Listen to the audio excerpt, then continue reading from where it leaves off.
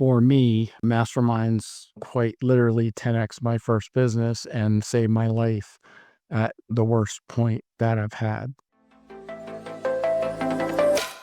Welcome to the Social Media Takeaway. I'm your host, Louise McDonnell, and this is the show for business people that want to know how to use social media more effectively to drive sales and leads for their business. If you enjoy the show, please make sure you subscribe. And if you know any friends or business colleagues who may benefit from this episode, please make sure that you share it with them. So today, I am absolutely delighted to be joined by Jay Fairbrother. He is a serial entrepreneur, business coach, and mastermind guru with 30 years of experience starting, buying, and selling seven-figure businesses. So Jay's story includes losing everything after the 2010 financial crisis and then rising to fame afterwards again. So that's something we will explore throughout this podcast episode. You're very welcome to the show, Jay. Thank you, Louise. Pleasure to be here. So tell us a little bit about your story then.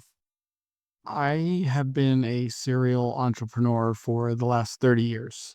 And 25 years ago, I was struggling in my business. I pretty quickly got it to $1 million in revenue and I got stuck there. I couldn't seem to get beyond that sort of range. And so I joined my first entrepreneur mastermind. And I walked out of the very first meeting. I still remember it to this day. And I said to myself, oh my God, I found my tribe. Like I knew after one meeting that these people got me. They were experiencing the same things and had the same issues. And so I was like all in. But what happened, I did not expect, because we joined this mastermind just to grow our businesses and be better entrepreneurs. And I'd say the only reason I'm probably still here today is because of one mastermind in particular that I stayed in even during the living in the basement period, because those people supported me in ways that I can't even articulate. It went way beyond the basement to live in and a car I could borrow for a few months. They really got me through that period. For me, Masterminds quite literally 10x my first business and saved my life at the worst point that I've had. So that's why I do what I do today around masterminds. For a second, for anyone tuning in here who maybe isn't sure what a mastermind is, can you just even explain what it is? Yeah, it's a good question, because especially in the coaching, healer, thought leader industry, I would say 80% of what is labeled a mastermind is really just group coaching. They stick a mastermind label on it because that's a little sexier and they can get more money. So the concept, Napoleon Hill, 90 years ago, came up with the term mastermind. And this concept was very simple. You put one person with a brain in a room, a second person with a brain, and you create this third invisible, intangible force that he called the mastermind. So if you imagine putting 8 to 14 brains in a room, the size of the invisible, intangible force that you can create when you tap into the collective experience, collective knowledge, collective wisdom of everybody in the group, right? So that's a true mastermind concept and definition, the way Napoleon Hill envisioned it.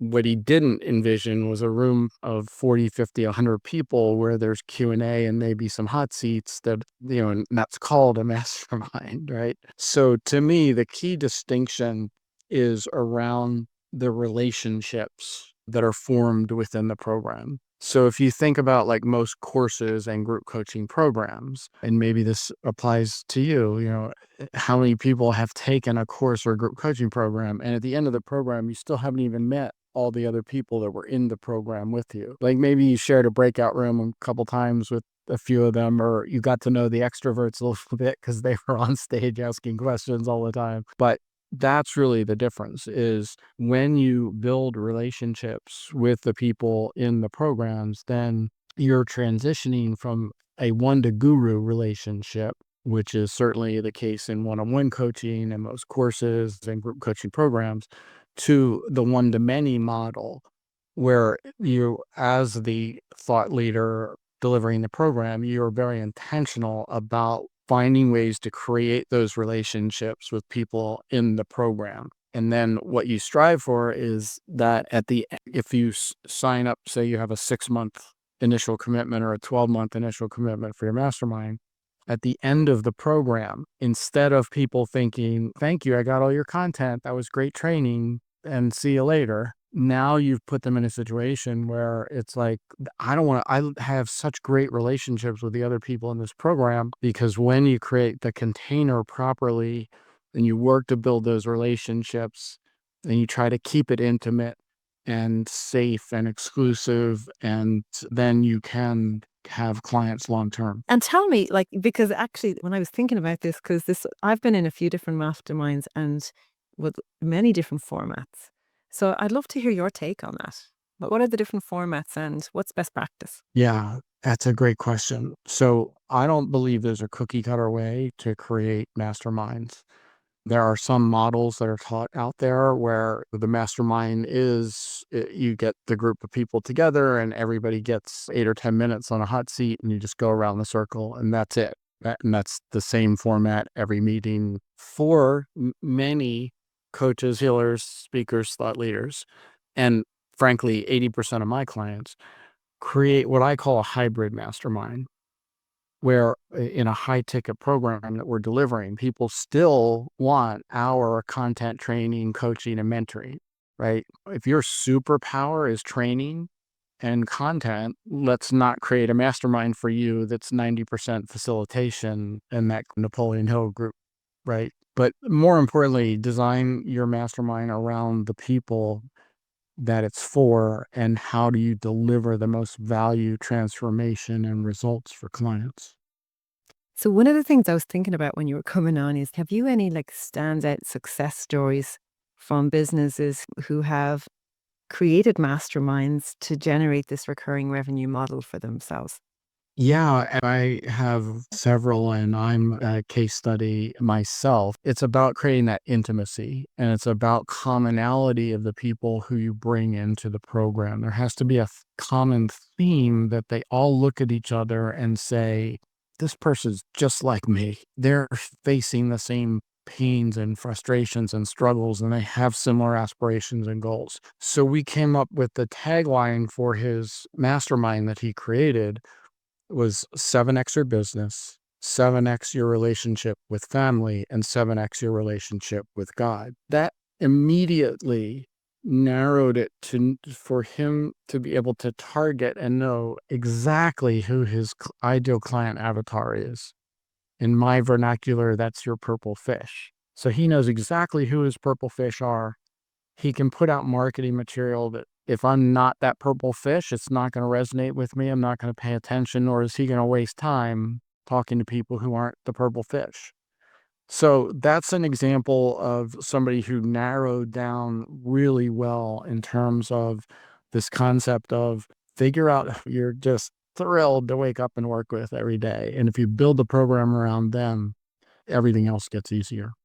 I can see straight away how that would make your messaging easier, your social media content creation, your lead magnets, your landing pages, your emails, everything. And that's one of the messages that I bring across all the time in my trainings and in my coaching. Once you have your messaging clear and it's compelling and it's appealing to your purple fish, then marketing becomes easy. And so does Absolutely. Selling then is the byproduct of marketing. It's just aligns. one of the big things from a marketing standpoint in filling masterminds is creating that exclusivity and scarcity. But if you position it correctly, then you can almost flip the selling script so that it's no, I don't have to convince you to join my mastermind. Tell me why I should let you in. When you set up a process that might include an assessment and then an application to join before they join, it's no, this isn't for anyone who can write a check. This is for an exclusive, intimate group that I am very selective about. I'm very protective about who I add into this community, because it's important that you come into this community not just with a me first, me always attitude, but with the attitude that you're going to help others. And by doing so, the value that you get in return is 10x, because you put the group first. We become a team. And when you create that kind of exclusivity, then The selling is easier, the market is easier. And tell me, when businesses look to start a mastermind to generate this recurring revenue, are they generally moving people who've, let's say, done a coaching program or some kind of a training program with them into a mastermind? Or do they open up the mastermind to anyone that fits the profile of who they're targeting? Yeah, that's a good question. So there's two pieces to that question. One is, are there prerequisites or things that people have to do before they're allowed into the higher level program? And the other is, do I need to build all those sort of lower end products before I can launch the mastermind? Again, depends. That's where it really has to be customized to you, because maybe there is a piece of foundational training or content or something that somebody has to get through so that the people in your high level program are all speaking the same language and understand the model that you're working within. Now, there's different ways to do that, though. You can make it a prerequisite, like you have to do this first, or you can build it into the mastermind structure or make it a commitment that if you join this program, one of your commitments is to go, first thing you do is go through this training program after you join. So there's different ways to structure that. But the bigger question I think that I usually get is people say to me all the time, Jay, I don't feel like I'm ready to do this. And to me, that's a problem because the industry teaches the ascension ladder model, right? You have a lead magnet, and then you have a $50 offer, and then a $500 offer, and then you can have a group coaching program. And one day you can graduate like the 7 and 8 figure entrepreneurs and have a mastermind. And it just doesn't have to be that way. My story is that I did exactly that. I followed the gurus, I followed the mentors and bought the programs. And for 18 months, and I took those numbers and even showed them to my 7 and 8 figure mentors at the time. And I said, what am I doing here? And they're like, Jay, your numbers are the industry average. You're doing fine. You're not killing it with these numbers, but they're industry average numbers. So it took me a while, and like many people, especially when we're starting out, it's, okay, this looks like an interesting strategy. And the idea is pretty simple. You make more money with fewer clients. You attract a better quality client, the ones who actually show up and do the work and get the transformation. And you keep clients for the longer term so that you can keep them at least for a year, if not 3 years. Is there somebody that is listening in here?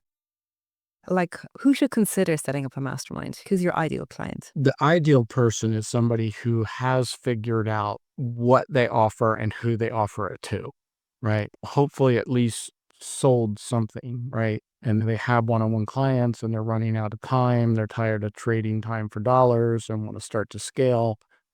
Or they've created one of these lower ticket programs and been able to sell it, know that it converts. That's the ideal client. But I have cases of people who are pretty much new starting out that within a relatively short period of time, because they skipped the ascension ladder part of it, created a mastermind within the first several months of their business.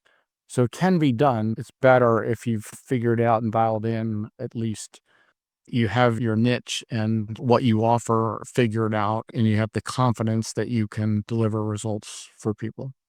Okay, and then the other side about it is, why should somebody consider joining a mastermind? That's a good question. So I think every person, especially entrepreneurs, but even non-entrepreneurs, should join a mastermind of some kind, even if it's a peer mastermind.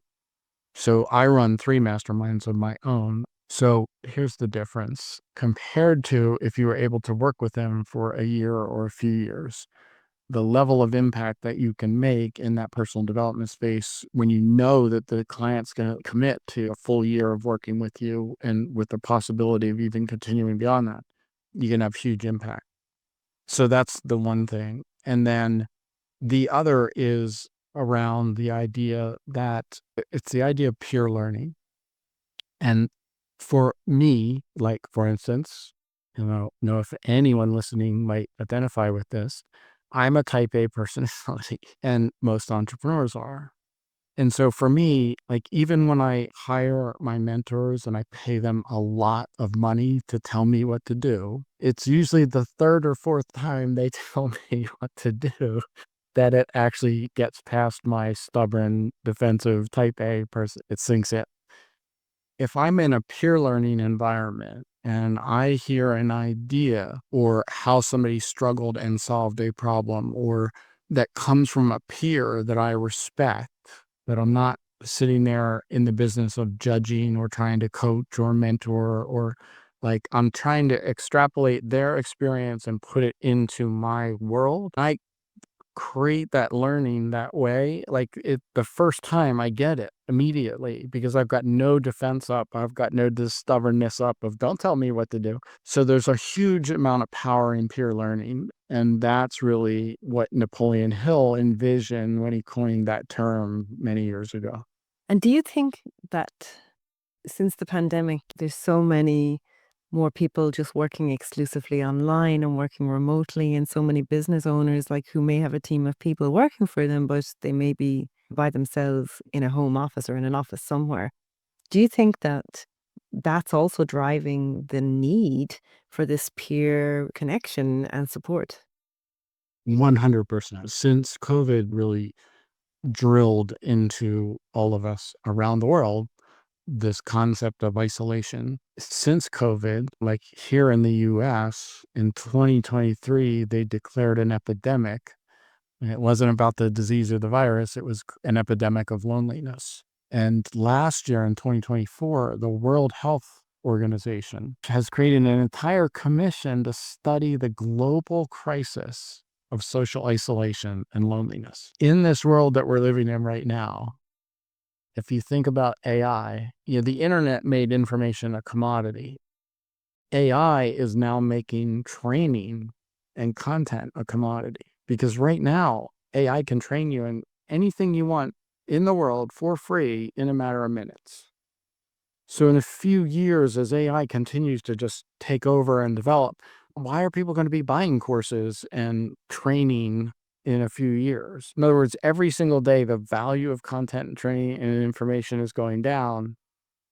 But every single day, the value of human connection and those relationships, getting out of that loneliness, finding that tribe, finding that inner circle of people who are going to accept you and keep your stuff confidential and be willing to open up and get vulnerable and real, the value of that goes up every day. And so I think there's a huge opportunity over the next few years for these types of programs. I agree with everything you've said, but I think to add to that, I think loneliness is definitely real and absolutely. But I think because the world has opened up in terms of you, as long as you have, I heard somebody say the other day, it was actually Samantha Kelly. She said, as long as you have Wi-Fi, you can do business globally. I think that means that sometimes, like me, I'm based on the west coast of Ireland, just outside a lovely little seaside village. I like to connect with like-minded people who are aiming to achieve the same thing as me, but they're not nearby. The loneliness is one side, but there's so much opportunity for people to work anywhere in the world now. People will want to find their tribe, and that tribe may only be available through an online mechanism. I totally agree. So, any final thoughts on it then, Jay, before we wrap up? Anything that I haven't thought to ask? No, I will take a second though and talk about my boot camp, which is on the screen here. This is an event that I have coming up.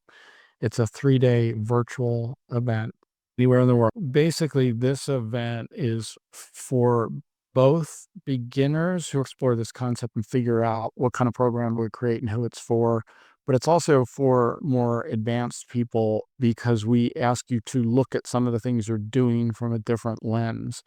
So basically, in these 3 days, we work on what is the custom to you mastermind program you can create and who are the right people to fill it. Then we help you work on the belief system around creating and offering a high ticket program and build a simple funnel. Because again, one of the brilliant things about creating masterminds is you don't need the big, huge list. You don't need the fancy sales funnel with all the forks and branches. And so we help you work out a simple funnel to help move people from what I say and trust.